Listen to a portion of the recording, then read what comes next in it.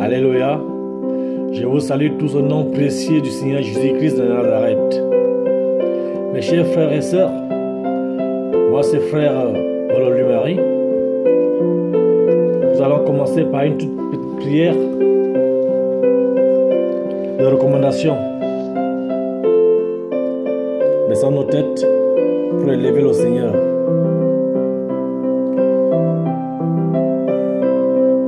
Mon Seigneur et mon Dieu, Dieu d'Abraham, Dieu d'Isaac, Dieu de Jacob, Père éternel, Seigneur Jésus-Christ, mon Dieu, mon roi.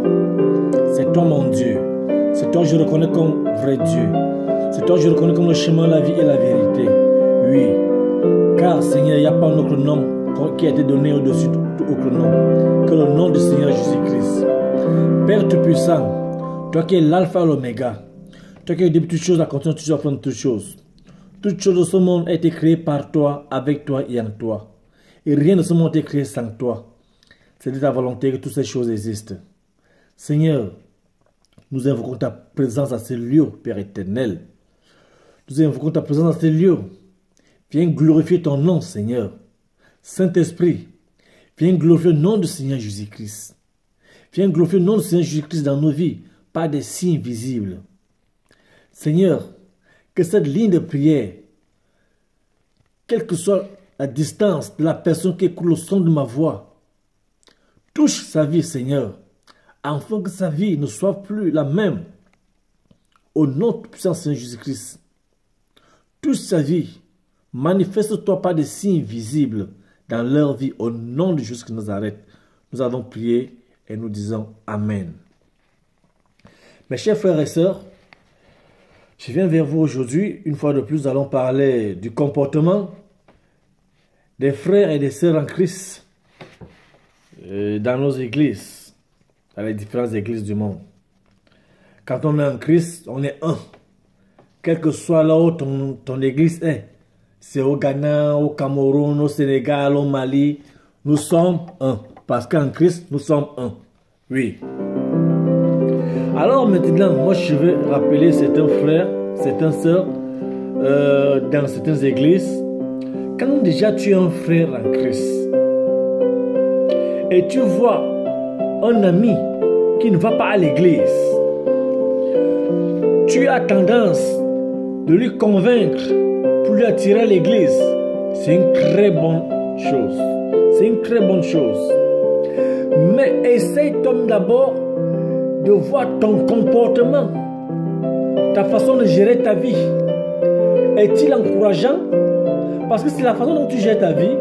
Quand tu te devances vers un frère et une soeur pour chercher à leur parler de l'église, et il ne t'empêche pas de parler. Mais après, il va, mais si celui-là même sa vie est comme ça, et lui va à l'église chaque dimanche, et à quoi ça sert que moi je vais aller là-bas? Ça ne sert à rien. Et pourtant, non. Non. Ce n'est pas que le Saint-Esprit est devenu impuissant.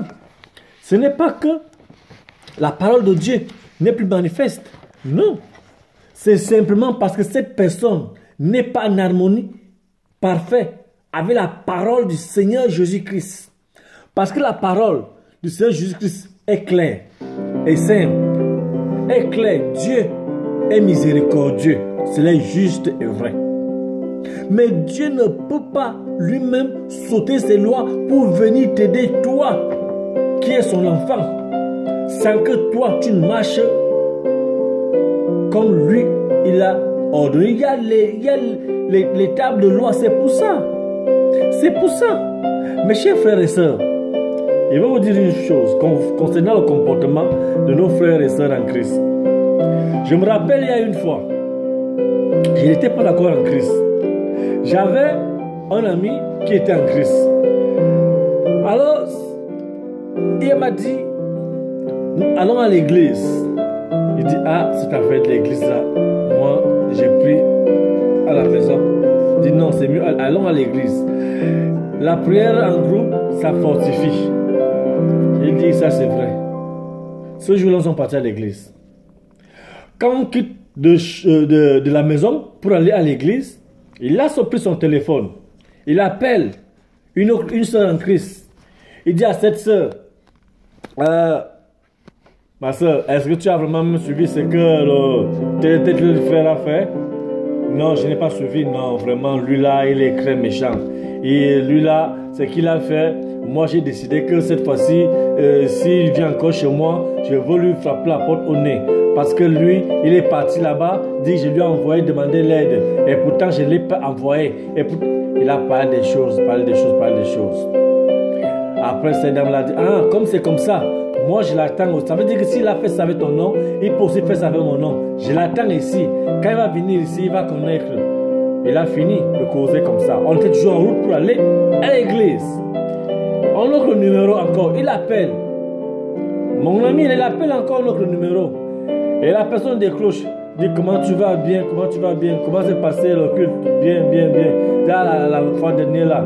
Le frère qui chante là. Mais il gonfle beaucoup. Hein. Lui là, il crâne beaucoup et pourtant il n'a rien. Il n'est rien. Lui, comme qu'il a quoi? Hein? Il n'a rien. Il vient ici à l'église et il fait comme si lui connaissait beaucoup. Nous sommes les anciens de l'église. Nous sommes plus anciens que lui. Lui, il est un nouveau. Hein? Il est un nouveau venu. Il n'est pas venu hier pour commencer maintenant à venir faire comme si lui, il venait maintenant commander. Hein? Tu as vu ce qu'il a fait dernièrement là? La sœur lui dit que je n'étais pas là. Non, tu étais là. Peut-être que tu n'as pas remarqué. Hein? Il était là en train de mouchader contre la fille qui chante à côté de lui. Dit comment la fille est mal habillée, comment la fille est... Ce n'est pas comme ça. Hein? Il dit, mais non, ce n'est pas... Peut-être que tu étais loin, tu n'as pas bien...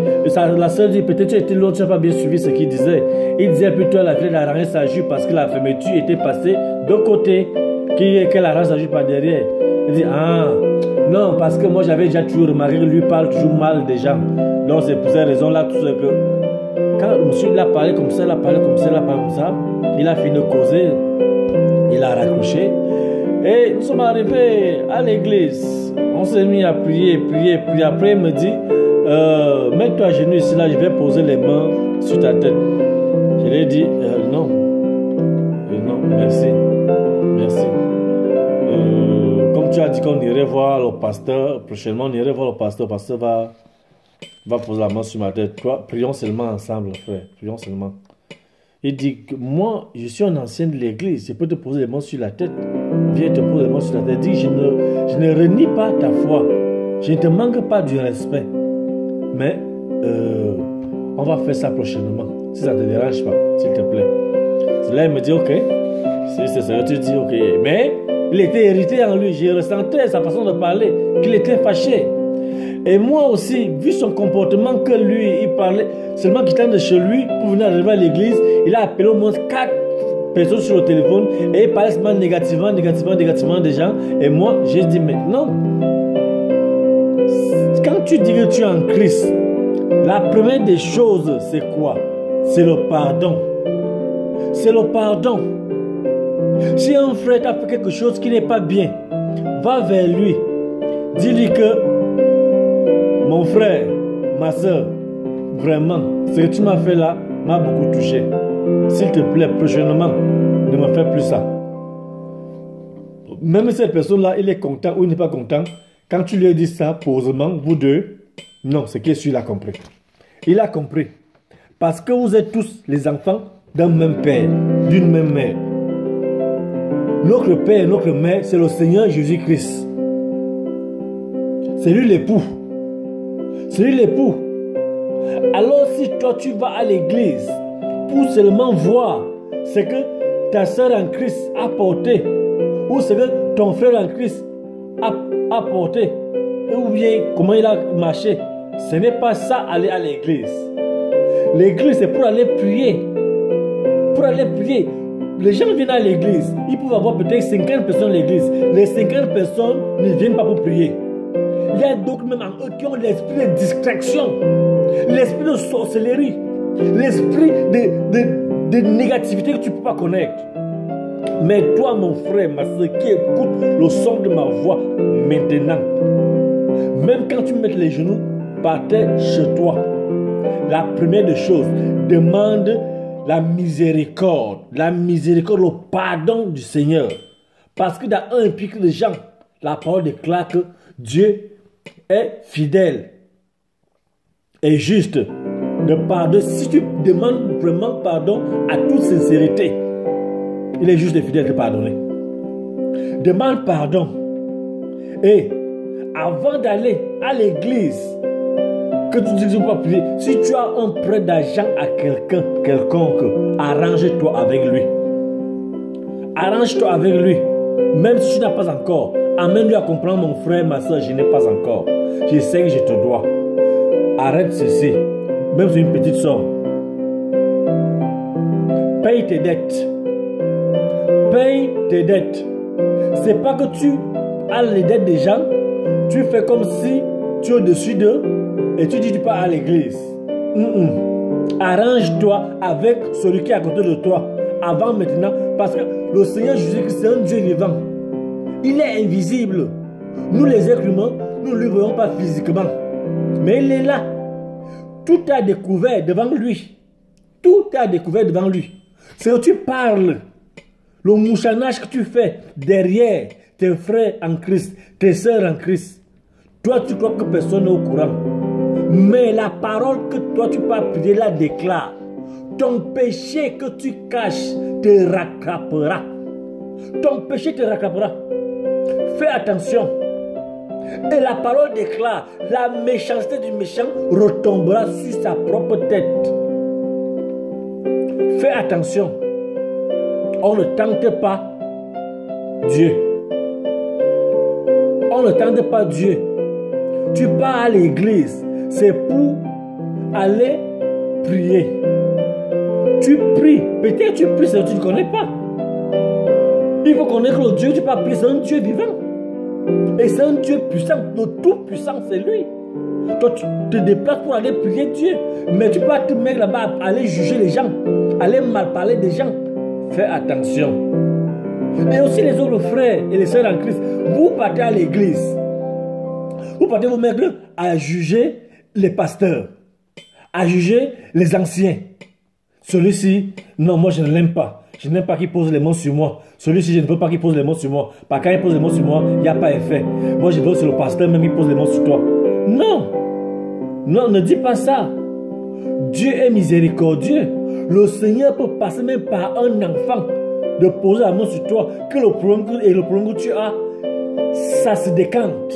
Au nom du Seigneur Jésus-Christ. Parce que c'est par rapport à ta foi que tes problèmes sont résolus. Le pasteur même que tu veux qu'il pose la main sur toi, il peut poser la main sur toi. Il peut poser la main sur toi. Et ton problème ne se résout pas. Ce n'est pas parce que ce pasteur-là n'est pas haut de l'Éternel. Ce n'est pas parce que le nom de Jésus-Christ est devenu impuissant. Ce n'est pas parce que les anges sont devenus impuissants par rapport aux démons. Ce n'est pas parce que le Seigneur Jésus-Christ est devenu impuissant par rapport au diable. Non. C'est toi-même. Toi-même, tu es le problème de toi-même. Ta foi. Mets tes genoux par terre. Quand seulement... Regarde, la parole déclare, la femme qui saignait sans cesse. Elle